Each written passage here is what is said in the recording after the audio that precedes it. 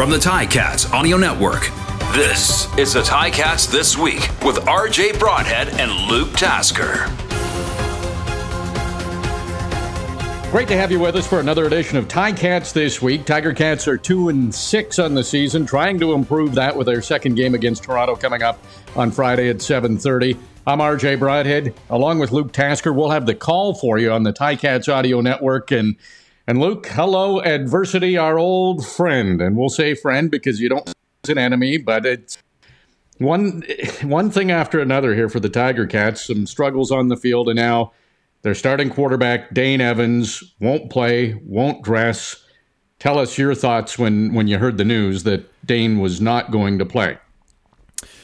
Well, it's almost like, what's next, for the Ticats. What else are they going to deal with? And, the quarterback production in general was already in question. And now, it's set in stone. You're going to have something, you're going to have a whole different thing out there. So, Matt Schultz, we said from the beginning of the season, as far as backups go, like he's a great guy to have at number 2, and he's had to be out there at times, and they've put him out there willingly at times, and he's done some good things this year. So it's not like you have an untested young guy who hasn't seen the field this year, and he already has some relationship built with the rest of the guys in his offense. And boy, very interesting, though, that at this point in the season, what the Ticats will have to deal with going into this second Toronto game. And it really emphasizes the fact getting everybody game reps, because if Dane had played the whole way and Matthew Schultz all of a sudden has to come in and he hasn't had a lot of game action, that would be difficult. So now that game action he has seen is so valuable, isn't it?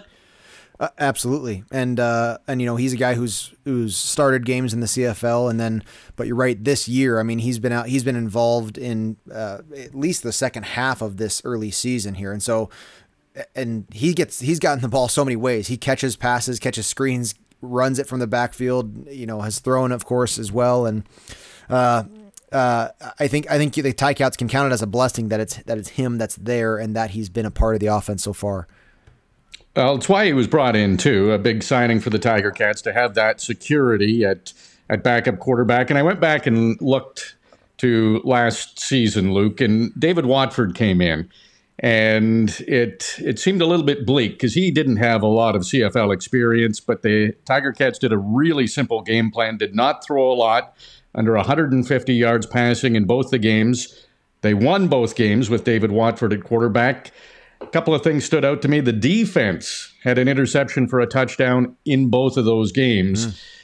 So my question to you is, do you expect the offense to be simplified a little bit, maybe not as much as it was last season with David Watford in, but simplified a little bit with Matthew Schultz? And the two-part question is, does the defense have to carry the team as far as looking back to last year? If they didn't get those defensive touchdowns, maybe it would have been a different story.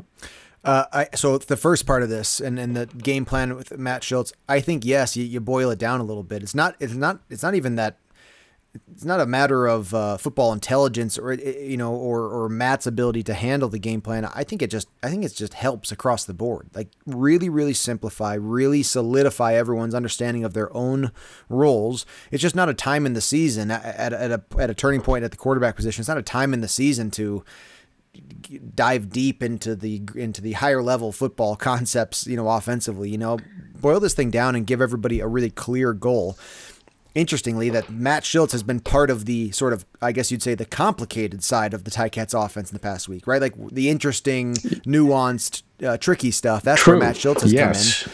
But I think now that it's not, you don't have the quarterback tandem, I think that it's a moment to boil things down, to get back to basics and give everybody a very clear assignment so that when they take the field on Friday night, it's not you can eliminate some of that mental burden, some of the adversity that you have of just understanding, boil it down and make it simple. That would be I think a good philosophy to go to in this game. Now, the second part of your question, yes to the defense.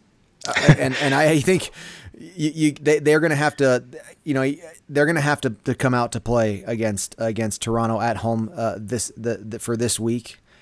That front four that has had a really productive last few weeks here, right? And that storyline has changed with, everyone was sort of saying, where are the sacks? We need to see more pressure. And they've gotten there recently. We got to see more of that. And, I think I would love to see a pretty aggressive game from that defensive secondary. Those guys led the league in pass breakups and interceptions, and I want to see, I would love to see that ball hawking nature from those guys back there that we've come to know and love, and we kind of need it. But in addition to them, it's the Ticats special teams, I think, that are really going to have to play a huge part in this game. And if the offense struggles to find rhythm or is, not able to put many points on the board, that special teams unit has to be a part of winning the field position battle, at least making Toronto's offense run long fields and giving that offense a good chance, on something of a shorter field each time, and winning that field position battle. So 3 phases couldn't be more important than a week like this. Okay, so you mentioned special teams, so let's talk about that a little bit. The coverage has been really good. Brandon Banks was returning punts for the Argos and averaged about 5 yards every return. Kickoff returns, they weren't much better for the Argos, so that aspect looks to be okay, despite some injuries that they've had. But maybe some decisions, it really looked like throughout the game that the Argos were trying to block a punt, and they finally did get through and block that punt, turned into a touchdown. And the Lawrence Woods play, a lot of talk about that, where if he had given up the single instead of trying to run the ball out, maybe they wouldn't have had to give up the safety. And it's one of those things. At the time, if it works, great, we don't look back. But if it doesn't work, of course, we do check in with hindsight. Yeah, exactly. And you're right. And if the Ticats would have been able to secured that drive and driven the ball down 40 yards to their 40, then we would have said, well, they ate up that clock and they didn't give up the single and they got back to where they would have started the drive. That's great. But in hindsight, of course, that ball goes into the end zone. If you could have relinquished the single for 40 yards or 35 yards of field position, and it would have been really valuable there. And of course, you would have avoided the safety. Couple things though. It was a beautiful punt, like a really nice kick, and it wasn't necessarily deep. The Argonauts were back in their end enough where you say you weren't necessarily expecting that ball to give Lawrence Woods the option for that. So sometimes that can take you by surprise, and you'd like to be ready for that situation regardless. But you can see how maybe that wasn't the top of mind, Yes. Whether to give up the single or not. And like you said, RJ, our hindsight's 20/20. I mean, that even bringing the ball out of the end zone, the Ticat offense could have driven down and gotten into a comfortable punting situation, or at least to their 40 where they would have been. So it is what it is. But those decisions and those nuances are at times what can determine the outcome of the game. Blocked punt, huge, and you can see on that film, it's just a little bit of a confusion, a little twist by Toronto. And two of Hamilton's players go to the same direction and pick up, one of them's mistake, and we're not really privy to whose mistake that is, or who made that error. That's just the nature of being an outsider. But you can bet that's a chink in the armor. A blocked punt is a really difficult thing for a special teams unit to swallow, and so I'm sure their prep this week is solidifying that and trying to get that net punt back in their favor. They've been on and off with that throughout the season. In general, they're near the bottom of the league for the net punt, but in Toronto specifically, they had a really difficult time flipping the field. You'd love to see Lawrence Woods pop a big one, right? I mean, it would just be. It would be the game for it at Tim Hortons Field for this in this Toronto matchup, but something on that special teams net, all the units involved, punt return, kick return, and all the field goal units, they've all have to be a net positive for the Ticats this week. And if Toronto's able to win that unit, win those special teams matchups, it's even harder for an offense that's dealing with some adversity. Looking back at the game, it really did seem like the Argos were trying to block a punt. And you think about it, it is a pretty good strategy. Michael Domagala, not a lot of experience punting in the CFL. Other teams didn't seem to have that pressure on Hamilton, but there were probably 3 or 4 that the Argos were really close to blocking before they finally did get that punt blocked.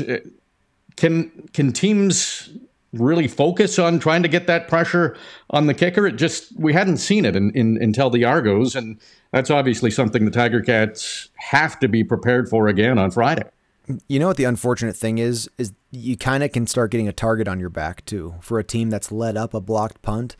And so, everybody's watching the film and they see where that went wrong and how that punt block scheme, prevailed over the protection.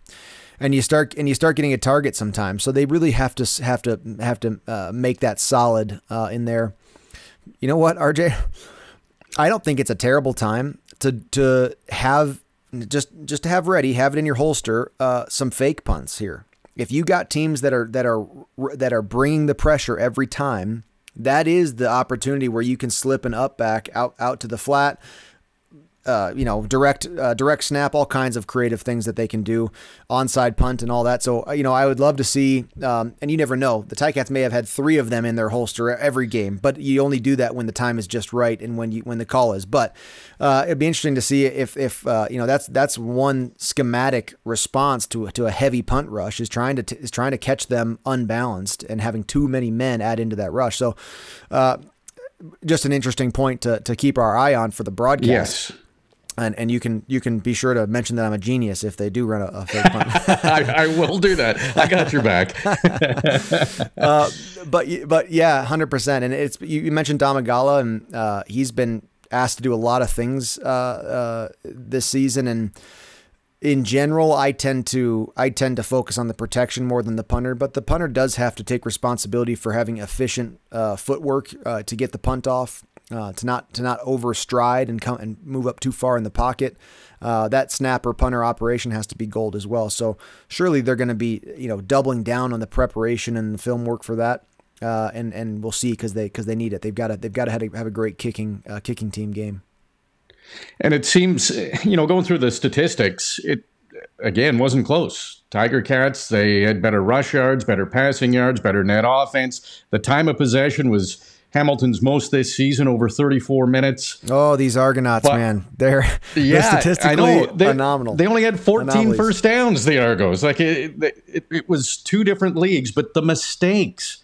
It seems whenever the Tiger catch 2 or 3 mistakes a game, and it always seems to be costly. Like they don't seem to get a break on those mistakes. The pick 6, the block punt for a touchdown, there's the 14 points right there. And the other turnover for the Tiger Cats was on downs, and that basically gave the Argos enough time to run out the clock and win the football game. And it was the first time all season that the Argos didn't have a turnover. So that turnover battle, despite the statistics skewed in favor of the Tiger Cats, the Argos took advantage of opportunities. And you don't want to make any mistakes if you're the Tiger Cats, but it really is odd that when they do, it turns into points against them, it seems, almost every time.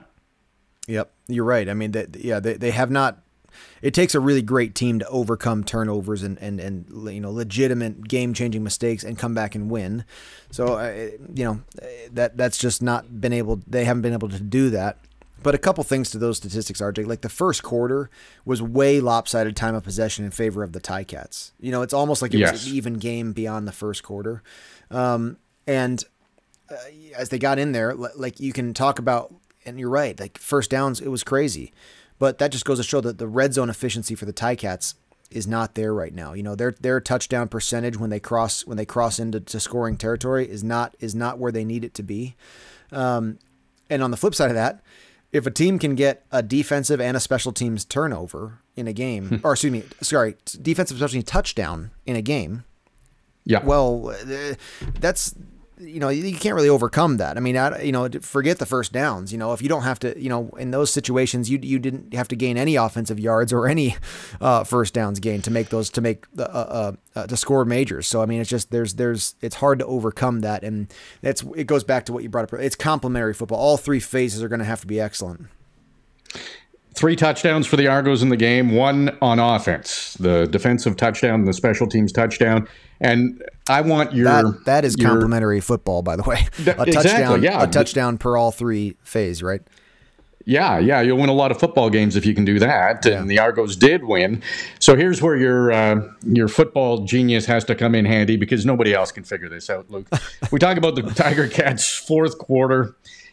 Again, Argos outscored them 18-3. Last 2 games have been outscored 29-3. The numbers are just way off base, and I'm going to add to it a little bit. So Tiger Cats have problems finishing games. The Argos have been terrible in the first quarter. Haven't scored a touchdown in the first quarter this year. They have 10 points all combined this year. They've been shut out in the first quarter in 4 of their 7 games, including against Hamilton. So it's a bit of a mystery for the Argos that they start so slowly, and a mystery for the Tiger Cats why they can't finish. It's odd statistics. I know there probably isn't a great answer to it, but it's clearly going into this, Tiger Cats have to build a lead early, a really big lead. Yeah, I suppose short of breaking the trends, they better just mount up that lead pretty early. It's been a hard question. You can tell players, coaches, the fourth quarter question has been difficult for them to answer, and there's a good reason for that, because it's kind of a floating figure. And I do like the way Coach O has said a couple times that each game's different for what has gone wrong in the fourth quarter. And so the answer isn't really set in stone, but for some reason, multiple things have continued to go wrong as the game progresses. So tough to nail down, and it's unfortunate because it's almost the way you tend to go with that answer is when it's not clearly turnovers, because that was the issue, but then they fixed that late fourth quarter issues. Is it defense, a lack of the defense to stop on the second down efficiency? Well, they've had games where they've done that good, and so you can kind of float around those things, but it kind of turns to like just being able to win, just being winners, figuring out and gutting your way to the finish line. And that's not really an answer that people love, and they don't want to think that. And it's not, and it may not be true either. I mean, the Ticats have a lot of guys, that are proven winners, guys who have won Grey Cups, guys who have won big games, and great football players. And so, there's that unknown in team sports. It's not like tennis where, well, that guy's quickness isn't good enough, to do the overhand, spike, So it's just not as easy to identify. And in the greatest team sport of all time, sometimes you gotta unstatistically, unscientifically find your way to the finish line. Yeah, and it continues to be a story until that storyline changes, and that could all change on Friday, and I know the Tiger Cats hope it will. So it's Matt Schultz's team going into that Friday game, again, 7:30. We'll have it for you on the Ticats Audio Network. Tiger Cats trying to even the season series with the Argos. We all know this stretch of 4 games against the Argos over a 5-week span, very, very crucial. But the injury to Dane Evans, not the only massive injury. Braylon Addison, heartbreaking injury at BMO Field. He's not going to play. And I went through and I looked at the receivers that Matt Schultz will have, the starting receivers, Luke. And Stephen Dunbar was their leading receiver last 3 games, including 71 yards against Toronto. He has 5 touchdowns on the year. He didn't have any against Toronto, but hasn't gone back-to-back games without a touchdown. So he's due. Here's where the mystery starts a bit. Tim White, 1 reception for 6 yards against the Argos. The game before that, he had 2 receptions for 15 yards.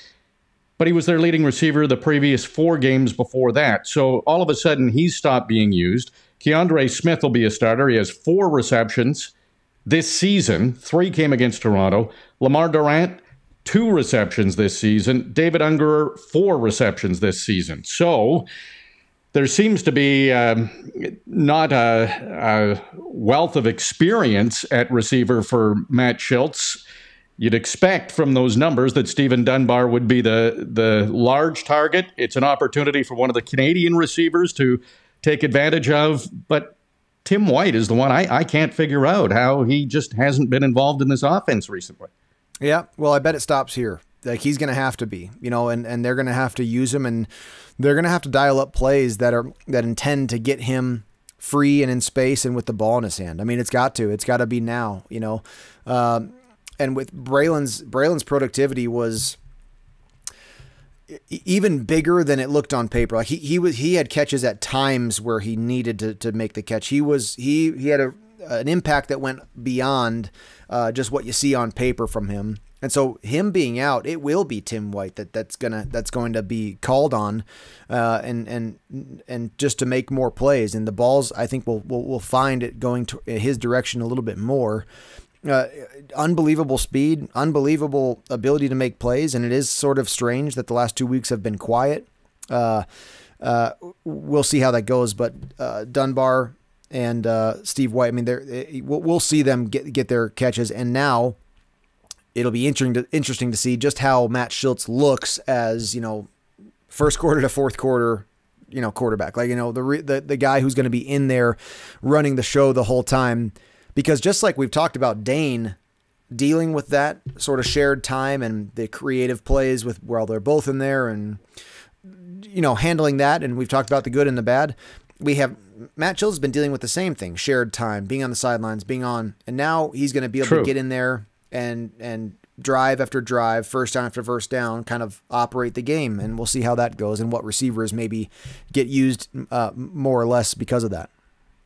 And Don Jackson was heavily involved, leading rusher, not a ton of rushing yards, 47, but 67 receiving yards, so 114 all-purpose yards, back-to-back games with a touchdown. Do you think Jackson 5 will be a heavy part of this offense too? I love that. I do, and that was he did have an impact last week in Toronto, and I liked a couple of the ways that he finished runs with with getting a few extra yards and falling forward. He did a good job catching the ball out of the backfield. He was the Ticats Audio Network player of the game. I mean, he did. He had a really good impact on how the night went, and you hope, and it does for players. I mean, it really does. You give yourself confidence, and success and confidence grows with one player, not just a team too. So, you hope that he can be sort of a consistent week to week guy with that kind of productivity. So some major changes on offense for the Tiger Cats. No Dane Evans, no Braylon Addison in comparison to the first game against the Argos. The defense, pretty good for Hamilton. The only change, Mason Bennett out. Malik Carney comes in as far as starters go. So that's good news for the defense. And the Argos really don't have a lot of changes. Eric Rogers, he's out, which means that Speedy B moves from the backup receiver to a starter. So that's pretty good replacement. He wasn't used a lot against the Tiger Cats, which was a bit of a surprise. So going into this game in Hamilton, you look at the momentum for the Argos, you look at the injuries for the Tiger Cats, it probably looks a little bit bleak in that situation for the Tiger Cats, but what do you think? What's your feeling for Friday's game? Do you think the Tiger Cats can overcome these injuries and play great like they have in the past at Tim Hortons Field? Well, after the game ended on the injuries we realized after the game was ending, I thought, well, a little work to be done. Braylon Addison certainly stands out in your head as a huge, costly loss. But I thought, yeah, I mean, the Ticats aren't getting beat by these teams. And not to take anything away from Toronto, they made their plays and they kept the ball in their hands in the second half when they needed to, and they made huge plays, special teams and defense. Not to take anything away from them, but the Ticats' mistakes are too much. And so that's a good place to be in, meaning you can fix that. If you're just not a good football team and you're getting beat by teams, and I've been a part of that as well, where it's not even, yeah, we make mistakes, but there's other teams, they're just making so many plays that we're not. And that's just not the way the Ticats have lost games this year. So mistakes are identifiable. You can work on that during the week. But then the latest injury, the Dane Evans, that does throw a new wrench in it, and it's something that we don't know about and weren't really totally expecting. And so that'll be a big challenge to overcome. Like I said, I think that the Ticats are lucky to have a guy like Matt Shiltz, in there as the second string. There's been plenty of years where that quarterback goes down, it is the next man's up, first snap in the CFL. And that's a tough, that's a tough thing to, that's kind of eye opening when you look in the huddle and you're like, how are you here right now? But Matt Schultz is certainly a vet, and we'll see how they handle that. But it's like all season, RJ, it comes down to, you don't have to, nobody has to do anything spectacular. It's just about executing the job just a little bit better, and not perfectly. You try. It doesn't take a perfect game though for this team to win. It just takes a little bit better execution. Yep. Yeah, I think that's really well put, Luke. And I've talked to a couple of Ticats fans, and they seem a little crestfallen about the injuries and the loss to the Argos. Yeah. But my gut tells me the Tiger Cats defense is going to be huge. And in a way, these injuries maybe take some pressure off. Tiger Cats need wins, so there's a ton of pressure. But if it is just a straightforward game plan on offense, move the ball, Matthew Schultz, we've seen Dane's a good runner, but Schultz really has elite speed. So it does add that other dynamic that the Argos defense has to maybe watch for a little bit more. I kind of have a good feeling about this game, despite a lot of the things going against the Tiger Cats going in. Yep, and you're back in Tim Hortons Field. It's a home game. The Ticats can get back in their rhythm, as they do at home. And how about this, RJ? The last 4 games have been won by the Argonauts, regular season only.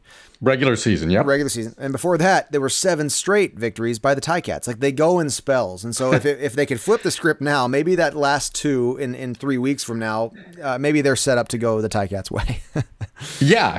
And really, last season series, it came down to the important game was the one that the Tiger Cats won. Right. But they've dug themselves a bit of a hole here. However, they're still tied for second in the CFL's East Division, and a win against Toronto all of a sudden has them right behind them again. So it's we talk about a lot of struggles, but the fact remains the Tiger Cats are still in the thick of things, and things can be really positive despite a 2-6 start. Yep, it's amazing stuff, and you got to believe, as a player, you gotta.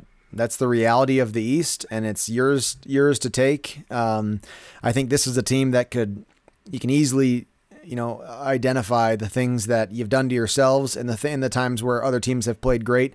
And there's a lot of times where it's just things the mistakes you made. And so what a week. No better time to correct it than at home versus Toronto.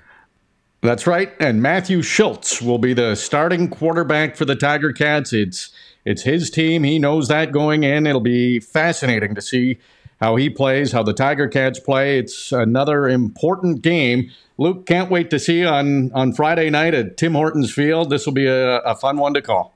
Good stuff, RJ. I'll see you there. So that's it for Ticats this week. Again, we appreciate you tuning into the Ticats Audio Network, getting you set up for another big battle of the rivals, the Tiger Cats and the Argos. Kickoff is at 7:30 from Tim Hortons Field. We will have the call for you on the Ticats Audio Network.